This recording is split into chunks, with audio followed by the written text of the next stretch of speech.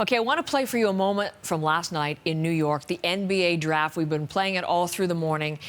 Canada having an unbelievable night, record year, 6 Canadians all told in the first 2 rounds of the draft. But the highest ranked Canadian, as expected, number 3, RJ Barrett. When his name was announced, we got this most beautiful moment between father and son. Your children make goals, and they go out and achieve them. You have to be proud, very proud. I'm proud of you, son. RJ there on the left and Rowan Barrett on the right, general manager for Canada basketball, general manager for Canada's national men's team. But last night at that moment, he was dad, and he is my guest this morning, still in New York. So great to see you again, Rowan. Good morning to you. Good morning. Good morning. Thanks for having me on. What a fantastic moment. Are you kidding me? How could we not have you on after that? You brought all of us to tears. You had the chance to tell your son in front of the whole world how proud you were of him. I mean, you knew this was coming, but to hear his name, 3rd overall, just tell me about the emotion and the moment. Absolute elation. It's been a long road there, and a lot of sacrifice from him and from our family, and that's all you ever want, right? You want your children to make goals and to try to be good citizens and give back something to the society. And when you start seeing them achieving those goals, you can't help, but be proud. And look, I was there. I was trying to firm him up, right? I had my hand in his back, tried to firm him, and then he put his head on my shoulders and started crying. And as he's crying, he says, "Thank you, Dad." And, I was going to ask you, what is he saying? Yeah. Is that what he was telling you? Thank you, Dad, there? We're looking at the moment again. Beautiful. Yeah. In between the tears, it was thank you, Dad. And then I needed somebody to help me stand up and firm up. It was just amazing moment. My wife was there as well, and just my family. And all the family that's in the States was there supporting. Just a great moment for our family. Did the celebrations go on through the night? Tell me about those. Absolutely, we had a little salon here at the hotel, and more than 100, family and friends were all here. The doctor that delivered him, to some of his first coaches, all the way up, to the church and everyone else, just all there to support.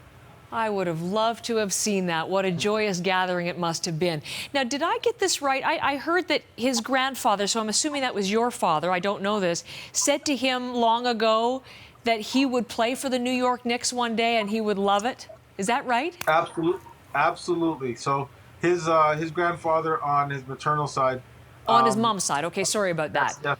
Noel Duhaney. So he was an immigrant from Jamaica. And, Patrick Ewing, right, a Jamaican, that was his guy. He wasn't into Michael Jordan, right? He wasn't into Magic Johnson. He wasn't into any of them. It was the Knicks all the way. And so, we definitely used to watch those games. He became a basketball fan. And he would tell, RJ, believe it, one day you could be playing for the Knicks. And so RJ also shared that that's one of the things he was thinking about that also kind of had made him emotional. His grandfather, God bless the dead, he's not with us anymore. And so that was another reason for him to be emotional yesterday on that night. And now he's going to be really the face of a franchise that could use his help after last season, let's be honest. So, look at that. He's going in as a rookie into the NBA and really lifting them along the way. The task ahead, look to that for me, if you would. It's going to be challenging, and obviously New York has free agency coming, so we'll see who they're able to bring in and what they're doing. You're kind of being interjected here into a team that's had a plan for some time, so we're not sure what the team's actually going to look like. But I give caution in the sense that very, very rarely do you see a rookie come in and lead a team to the playoffs. LeBron James is maybe one of the best rookies we've ever seen. His team didn't make the playoffs his first year, even though he was great. We'll see what happens with the Knicks. Hopefully they can, continue to build a good team through free agency. But either way, as a parent, you just want him to play. You want him to grow, learn, have the opportunity, and it looks like he should have that there in New York. Beautiful. Okay, take off the dad hat for just a second. Put on basketball manager hat, GM of the national team for the country. 6 Canadians in the draft last night. No other country outside the United States had that many players in the draft, and it was a record night for Canada. So with the World Championships coming up, the Olympics down the line, just talk about the importance of that milestone. No, this is huge, right? I mean, if all of our players, and there was a few more that didn't get drafted that could very well find themselves on rosters come the start of the season, we could be seeing 20 Canadians in the NBA, right?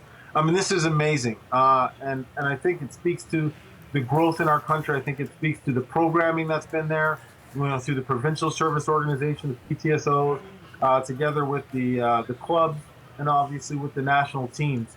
All these players playing generally with our national teams, and so it's exciting. It's an exciting time, and I was looking at the ages of the players. It's something we do in the office and just make sure where we're going, and I feel like we could be stocked for 3 Olympics. As we move forward, there should be a sustainability.